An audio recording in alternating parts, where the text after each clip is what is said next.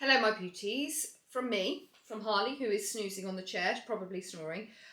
This is a little bit chaotic if I'm honest, because I'm filming this slightly out of order because foolishly I recorded my intro first, like I always do, and then I deleted it. Don't know why that happened, so I've kind of got stuff going on here that alludes to what we'll be doing in our in the tutorial today. So yes, anyway, let's get on with it. Today I'm going to be showing you 3 techniques that I use to create movement and texture in watercolour paint. We all know that watercolour paint likes to lay flat. So I'm going to show you the main ways in which I create movement in it. Let us continue. Right, you lovely lot. So, what do we need for today? We need our watercolour paints, obviously. They can be out of your pan or out of a tube, which is what I'm using today. We don't have to worry about colour choices today because we're literally just doing examples. We're not painting anything, so we don't really have to worry about colour today. Whatever you've got available to you is absolutely fine. We need our 2 pots of water, 1 clean for mixing our colours and 1 for washing our brushes. As you can see, I've already been mucking about with paint because that's a bit dirty. We need watercolour paper, 300 grams, cold press, Daler Rowney. I'm just using it out of my A5 pad here because that's super handy for little examples like we're doing now. And as you can see today, I have taped it down with masking tape onto a drawing board. That is because we are going to be using quite a lot of water, so therefore the paper will stretch, bubble and bow. So if we tape it down, that can kind of like control that a little bit. And then here, some of the more odd stuff. Salt. This is coarse sea salt. I will explain a little bit more about that in a moment. And some Clingfilm. So, like I said before, we are doing... I'm basically going to show you the 3 main ways in which I use to get texture in watercolour paint. So, let us begin. Right, clear off my brush a bit.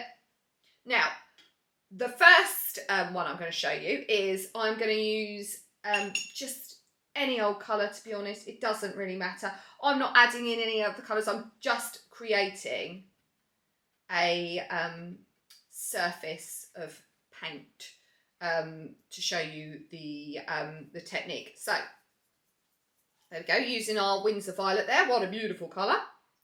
Again, remember, when you're adding water to the paper, make sure that it's clean water. Now, we want this quite wet, really. We want lots of, like, you know, like, look, here you can see that it's moving around quite a lot.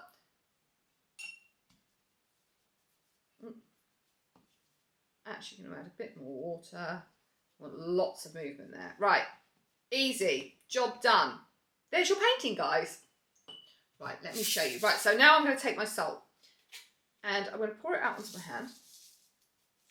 Now, so you can see, I'm hoping the camera's picking this up, that it is the rock salt type. So the stuff that's quite chunky, not the fine stuff that you get in, like, say, a salt shaker, or when you ground it down, the quite chunky stuff. Now, what I'm going to do, honestly, this is so easy, guys, is I am just going to sprinkle it on my surface there. Now, not too much because we want to be able to see what this actually does to the paint. Right, there we go. I'm going to leave the rest of this. What is it? Over the left or right shoulder? I don't know. There we go. So you can sort of see what it's doing now, but we won't get the full effect of this until it's completely dry. So what we're going to... What salt does is obviously absorb water. Our watercolour paint is made out of water. So the salt is going to draw in the paint towards it. And what that does is create really interesting shapes and textures in our watercolour paint. The sort of shapes and textures that us ourselves cannot create by hand. they're completely unique. You couldn't get the same kind of shape twice. So, but at the moment, it looks like it's not doing very much, but I promise you this will get exciting. So at that point, we're going to leave this and move on to our next one. Right, oakley dokley. Technique number 2 of how I get texture in watercolour paint. So, again, I'm washing my brush off. Again, I'm going to do a very similar thing to what I did with our salt. I'm actually going to put water straight on the paper. There we go, a bit of water. Pick up my paint. Put that in there. Again, we're not worrying about painting anything. We're just literally covering the surface.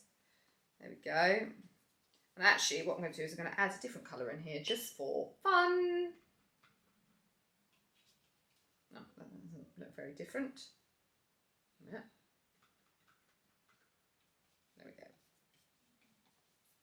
Again, we're not, like I say, these are the sort of things that you would put in your sketchbook, or you would put to the side, different techniques that you can use with watercolour paint in this circumstance to use for your reference. Right, so we've got, we want a reasonable amount of paint and a reasonable amount of water on the surface. Right, there we go. Look at that lovely colour. Now I'm going to pick up my cling film.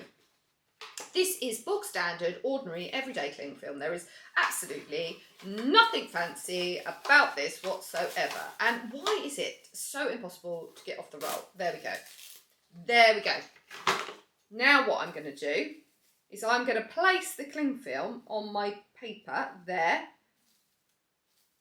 And you don't want it scrunched up massively, but I'm just going to move it around. Now, can you see how, we've already, not that we would leave cling film on it, but look how you can see that we have got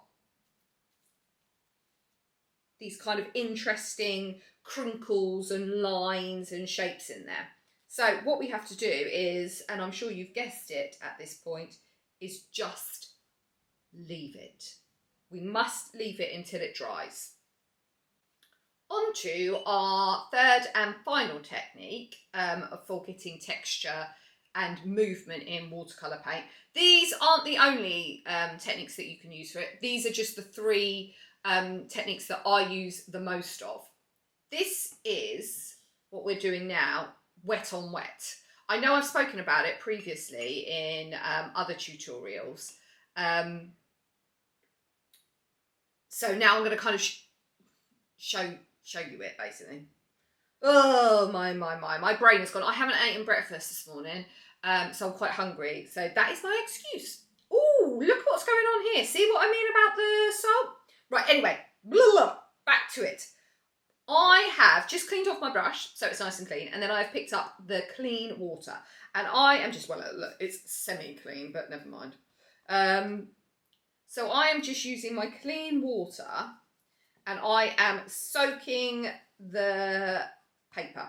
So I am essentially painting with water right now. Right, when you've got fairly decent coverage, you want it fairly wet. Now, basically, what we're doing, wet on wet, is basically you are putting a wet paint into a wet surface. I don't know if I mentioned this previously, so if I have, I'm sorry for repeating myself. Oh my word, I'm terrible with technology, and I know this happened in my last one. I ran out of space on my memory card because apparently I can't delete anything. I'm a hoarder, you know. Let us recap what we've done. So we are doing wet on wet, and I have saturated the paper in water, and we are now going to put our wet watercolour paint onto our wet surface.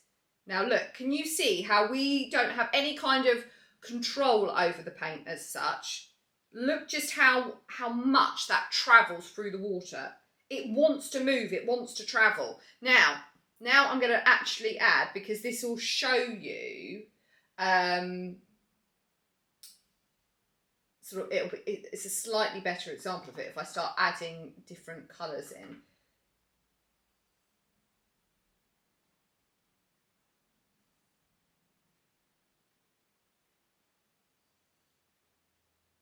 So you can see how the water and the paint travel quite quickly, quite fast. Some of it is determined because our paper starts bowing. We do get a little bit of like, see, pooling like this. But can you see sort of all these marks that are coming up now? Then I'm going to add.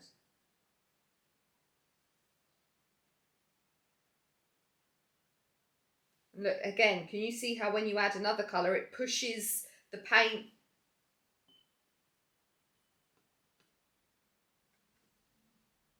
This is a really good way of creating a surface for you to then paint on, or a background which you then paint on top of. And again, it just creates movement in our watercolour paint. Our watercolour just wants to kind of lay flat. It doesn't, it fills the space, watercolour paint, unlike, say, an acrylic, which holds its space. You get brush strokes in acrylic, whereas in watercolour paint, you don't necessarily get that. So therefore, what I'm doing is I'm kind of allowing the paint to move to create the idea of brush strokes or movement or motion within our paint. Does that make sense? There we go, and I'm just going to add a little bit more colour just to... See, look, that purple travels lovely. And that paint will carry on travelling until there is either no more paint left or the surface has dried. So that will keep moving and changing shape and getting more interesting as it dries. But again, like our previous two, now we just have to sit and wait and let it dry for the purpose of this completely. I suggest you go make yourself a cup of tea, have a bit of cake, have a biscuit, and I'm going to eat my breakfast. See you in about 45 minutes, I'm going to give it. We are back. I am fed, I am watered, I am nourished, and the child is distracted. So hopefully we can get through this pretty darn quick. Our little experiments, our techniques have dried now, completely dry. So you'll find that the paper still is a little bit bubbly because obviously we did use a lot of water, but it is tightened back out again because we've kept it taped down, and you should be able to feel it and it not feel damp, moist, any of those things, and no transfer on a hand. So let's have a look at what we've got. First of all, I'm going to move this water out of the way before I knock it over. First of all, let's have a look at the salt. So you can see we have left the salt on until it's completely dry. That's one of the things that's really important with both of these techniques here, is that you leave your cling film or your salt on until it's completely dry. If it isn't, and you take it off, the paint will continue to move, and we don't want that to happen. So you can see we've still got the salt on there. I'm just going to knock it off like that. I'm not particularly tidy, so I am just going to brush it on the table to be tidied up some other date. Let's have a look at that. So you can see, I mean, look at these amazing marks and shapes. To me, first of all, it is super interesting. You could never ever paint that. You couldn't create that yourself. That is literally just the salt pulling the paint into it and creating these drag marks. Or I sometimes think it looks like almost like snowflakes, that kind of, those marks that just cannot be created by human hands. Really, really super interesting. And remember, we haven't painted this at all. All we've done is slapped a load of paint on the paper, shoved some salt on it, and boom, look what we've got. Again, don't forget, you can also place your salt. We just threw it on. You can place your salt so you can get these kind of marks in a more considerate space. But look at it, just amazing. Right here, I thought I'd do the reveal on camera for you. So what we did is we, again, covered the surface of our paint, and then whilst it was wet, which that is important to remember, that whilst it is wet, that you put the cling film on, and we just scrunched it up a bit. So what I'm going to do now is hopefully, I'm hoping this is dry under here, because obviously I can't check. So what I'm going to do is I'm just going to pull the cling film off there. You can actually save this and use this for another time. Look at that. Again, look at these marks. Completely different from our salt over here. Slightly more rigid, more stone-like, more edgy. I said my child was distracted. It appears she isn't. Hold the line. I'm back. I told her not to interrupt me unless it was really, really important. Apparently, she needed to know whether or not to let the dog in. Working mum life, y'all. Right, so we've taken our cling film off. Again, look at these sort of marks that we've got here. And they will be different every single time. The same with the salt. It'll be different marks every single time. Look at them. They're kind of, compared to the salt that is slightly more flowy and softer and smoother, this is a little bit more rigid, more stone-like, more hard-like. Almost like the texture of a stone wall. Then let's have a look at our last one here. So you can see how the paint carried on moving. This isn't what it looked like when we first painted it. We've got similar kind of marks to our salt because again, what we're doing is we're allowing the paint to flow and move through the water, which is what we're doing here. We just use the salt to kind of direct it a bit more harshly, I suppose. Whereas here we've let it do natural. So we've got some of these big kind of sweeping florets of watercolour, and look how in places the paint has merged and created beautiful colours and textures. It's just beautiful. This is one of the reasons that I love watercolour painting so much. So I know obviously we haven't painted anything as such today, we've just looked at techniques, but I promise you these techniques are going to put you in good stead for some of the things that I've got lined up in the coming weeks, because we will be using this quite a lot, and I use this a lot. I use these quite often. These create fabulous kind of backgrounds. They create a great surface to work our paintings on top of, because working on white paper is quite intimidating. And just beautiful shapes and colours that you can create marvellous things out of them.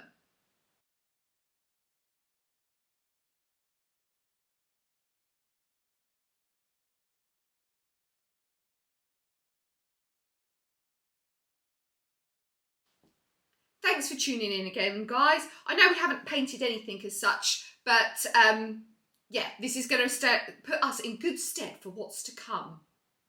Thanks for tuning in. I think I said that before, but I'm repeating myself. Like, follow, subscribe, all of that jazz that will do me a massive, massive favour. Comment below anything you want me to do, any questions, anything like that, just hit me up, let me know. And I look forward to seeing you next time.